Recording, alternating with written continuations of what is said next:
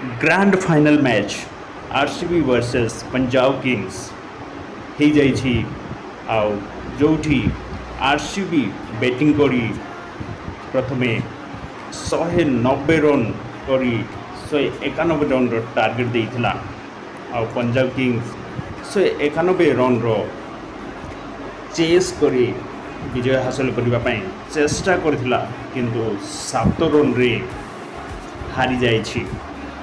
हाँ, आरसीबी विराट कोहली बहुत बढ़िया जगी रखी 43 रन्स सबुठारु सर्वाधिक रन बनई आउ प्लेयर ऑफ द मैच हासिल करचंती।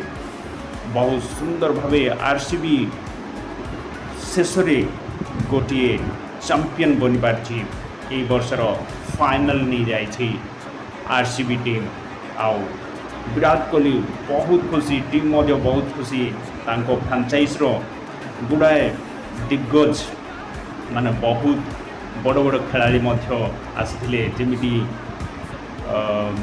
क्रिस गेल, एबी डेविलियर्स समस्ते फाइनल देखिबा यही खेलटी को देखिबा बहुत दूर दूरांतरू से फ्लाइट नहीं आसते।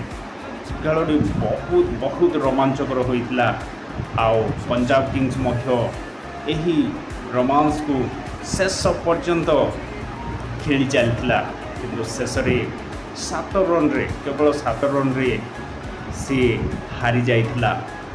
बैंगलोर्स यही विजय हासिल पर बहुत खुशी।